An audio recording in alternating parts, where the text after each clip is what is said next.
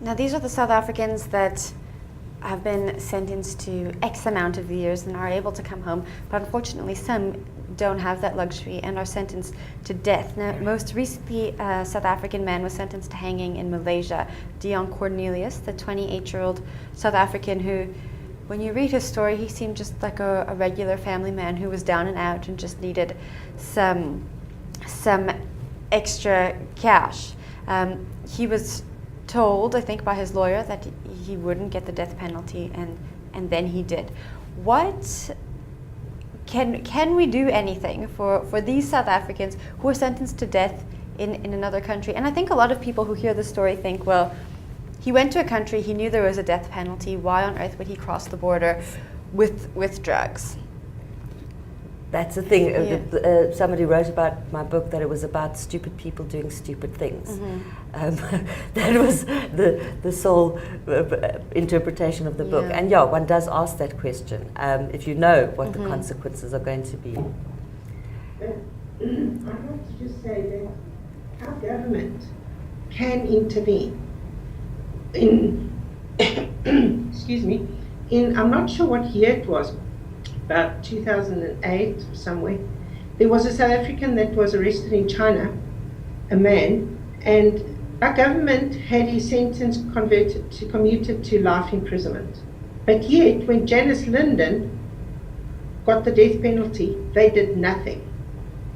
And right now, we've got this Dion Cornelius that are sitting in Malaysia that's got the death penalty. And as far as I'm concerned, government should have started intervening already. Because we don't have the death penalty, and they have right on the diplomatic side to intervene to have his sentence commuted to life. But yet they say no, they will do it only once the appeal has failed. And it's too late, you can't wait until then. They have to start communicating with the government of Malaysia right now already. Well, it seems like there is a lot of communication needed. Now, in Dion's case, he was carrying methamphetamine in a laptop bag, and they say he was the decoy for someone else. Can you talk us through the process of actually smuggling drugs? I know you write a lot about it in your book. There are decoys, and then there are the actual drug smugglers who have a lot more drugs. Correct. The decoys are used, as I said, for the sole purpose of being arrested. The decoys might be initially recruited as drug mules. They might have a change of heart. Why do they need someone to get arrested?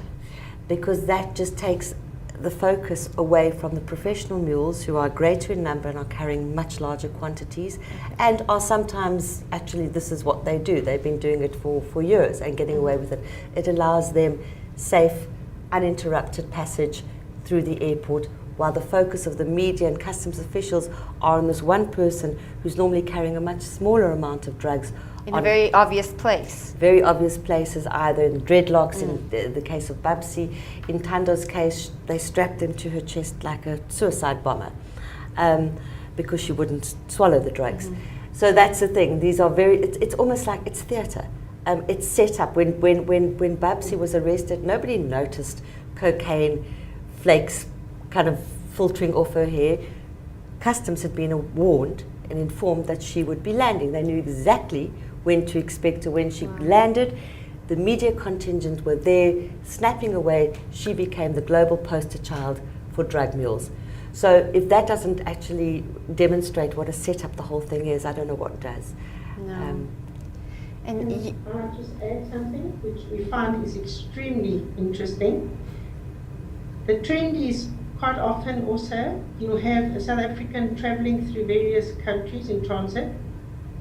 Their luggage is booked all the way to South Africa, but yet they are stopped in a country like Hong Kong. They weren't going to enter even Hong Kong. They were on transit somewhere else. Kenya, for instance, the lady that was arrested there, her luggage was not with her, it was in transit to South Africa, but they get arrested in those countries. That to me is strange, because they have not got their luggage, it's been booked in all the way. Why don't they then arrest them in South Africa? Yeah. I want to talk about the professional drug mules, I guess, the ones who end up getting away with the crime while the decoys pay the price in prison. How many drugs in your research did you find that they were carrying at any given time? Sure, it's difficult to say because I mean I did interview several women who were either still practicing as drug mules or who were non-practicing drug mules, and they kind of helped me infiltrate a certain syndicate, or the one did certainly. It varies, but I mean the woman that I interviewed who had benefited extremely well from her profession as a drug mule. I mean, she could carry, I can't even think of the quantities now, but massive quantities. She learned how to do that. Yeah. But the other interesting thing is that increasingly, I mean, with the sophistication and wealth of global drug trafficking syndicates, one also asks, why do they still need mules to carry drugs through when our ports are so porous, our borders, private yachts? Well, that was my next question. Yeah. Why do they need these mules?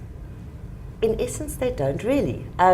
So certainly the decoys who are caught, and as I said, a decoy might become a decoy because they have a change of heart, or they become a bit troublesome, or in the case of Thando, they have absolutely no choice, or in the case of as was the case with Johan. But that is something that is a mystery to me. Why still use what is now still such an antiquated method of couriership? And as far as the decoys are concerned, as I said, it looks good for the stats. It looks as though something concrete is being done in this global war on drugs, a war that is ultimately unwinnable, self-serving, contradictory, hypocritical. If you've seen Kill the Messenger, you'll get a sense of that, about a journalist who actually uncovers the fact that the CIA and the FBI are complicit in filtering drugs into America, into the ghettos of New York and Chicago and surrounds. Well, directly complicit through their interaction with the Contras in Nicaragua in order to foment unrest in other countries. They've got to show support to militias that might be on their side. And this is the trade-off that takes place. So it's not a question of right and wrong. And the other thing is, sorry to mouth off like this, but the drug industry is fed as much by demand as supply. So every single one of us who might have done a line of coke, swallowed an MDMA pill, taken a little cap of acid, is part and parcel of that syndicate synapses. Because the only way we're going to get our drugs is because somebody's bringing them in. And therefore, for us to turn and say, oh my gosh, how stupid, really do the crime, do the time, unless you have been absolutely drug-free all your life, you have no room to talk because you're part and parcel of that chain of command. You know what really stuck out for me in your book was the X-ray photograph of the stomach filled with drugs, and the statistics were insane. I think you said, I don't remember the percentage, something around 50%. There's a 50% chance of the drugs breaking and the mule dying of an overdose. Yeah. So when you put it that way, there's 50% chance of you dying of an overdose. You're entering a country where if you get caught, there's the death penalty. It seems like a no-brainer, but when you explain the situations that these people are in, it really is a situation of human trafficking. And generally the mules have the protection of the syndicate and some corrupt customs officials. So the risk is not that great. I think when one enters into that business or that trade, one thinks, okay, easy money, I'll do it just this once.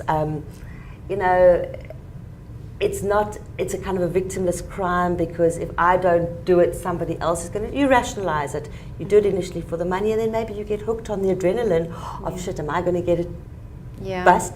But as I said, and Patricia has more cases where she can demonstrate that drug mules are protected until they become a liability. Scary. Cameron, Sure. we've got 3 that we're aware of, 3 drug mules that have been arrested overseas. They carry quantities, the most was 26, the other one was 20, and the other one was 18 kilograms. The one, I know for a fact, she wanted more money. She wasn't satisfied with the money that she had received prior to a previous trip that she'd done. They'd all been doing it for years, and her boyfriend, the drug lord, found himself somebody new, so it was one way of getting rid of her. This is, we find, the only reason why a drug mule is arrested is normally when there's a discrepancy or a disagreement between them and the drug lord, because otherwise they are not arrested. They are protected all the time.